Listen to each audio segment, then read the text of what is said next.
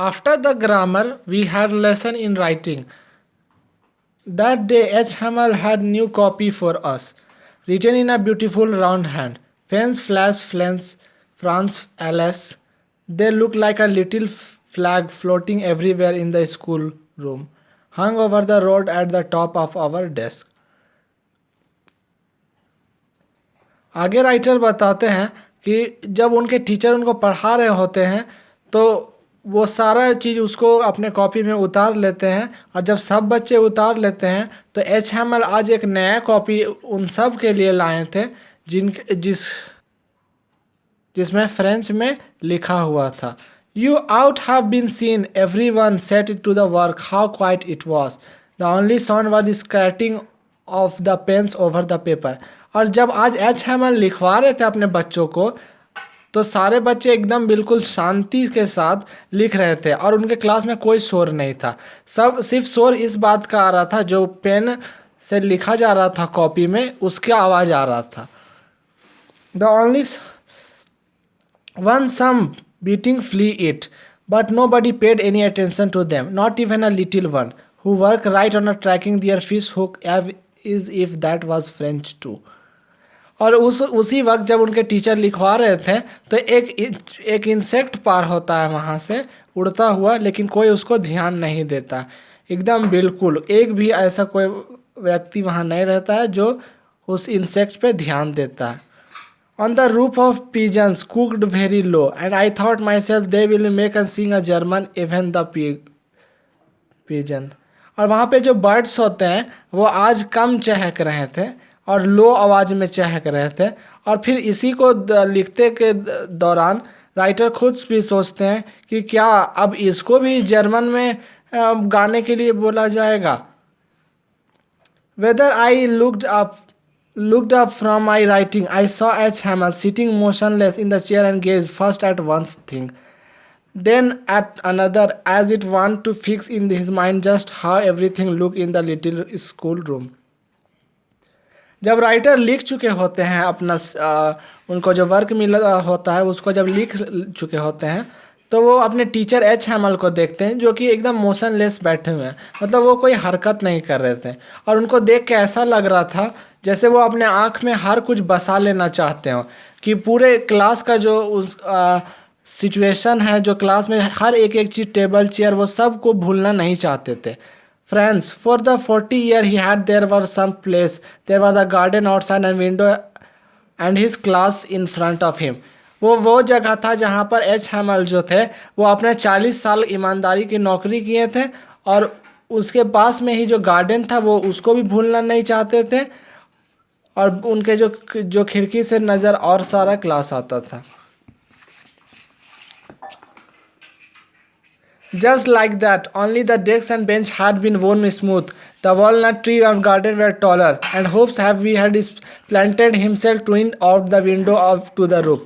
और जब से एच हैमल आए थे वो आज तक सिर्फ ये बदला था कि जो डेस्क में बच्चे बैठा करते थे वो घिस के एकदम चिकना हो चुका था, जो वायलेंट ट्री लगाए थे उन्होंने जो गार्डन में वो अब बड़ा हो चुका था,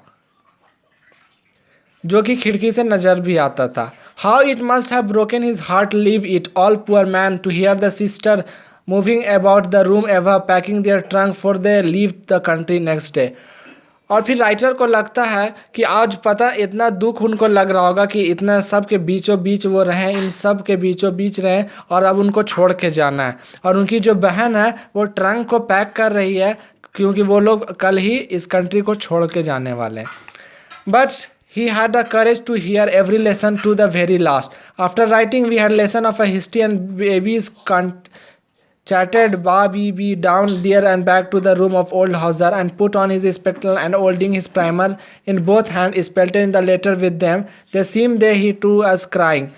तो उसके बाद जो होता है इनका पढ़ा, और उनको राइटर को ऐसा लगता है कि आज पता नहीं उनका दिल कितना भारी हो रहा होगा कि आज उनको इन सब चीज़ को छोड़ के जाना है, और इसके बाद हिस्ट्री का लेसन भी है।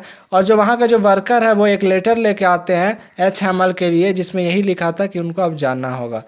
तो उनके लिए कितना मुश्किल रहा होगा ये सोचते हैं Frank.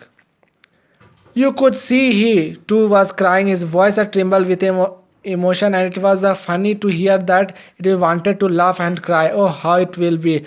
Remember it. That's last lesson. Writer बोलते हैं कि और उनकी जो आवाज़ थी वो काँप रहा था, एच हैमल का आवाज़ काँप रहा था, वो उनके लिए कितना मुश्किल रहा होगा। और वो एकदम इमोशनल इतना हो चुके थे कि वो ऐसा लग रहा था जैसे कि रोएंगे। लेकिन आज जो था उनका आखिरी क्लास था, तो सारे बच्चे भी चाहते थे कि आज हंसे और रोएं दोनों। वो ऐसा कुछ इसलिए करना चाहते थे कि वो अपने लास्ट लेसन को आज भूलना नहीं चाहते थे। इससे ये पता चलता है कि ये लोग बहुत इमोशनली आज अटैच थे अपने टीचर से, अपने, क्योंकि इनका आज लास्ट लेसन था इनके मदर टंग का। All at once the church clock struck 12. Then the Angela, at the same moment, trumped of the Persian returned from the drilling sound poured over the windows. H. Hamel stood up very pale in the chair. I never saw him look like so tall. और उनके जो school के बगल में जो एक church था जिसका नाम एंजिलस था, वहाँ उसमें भी अब 12 बजने वाले थे।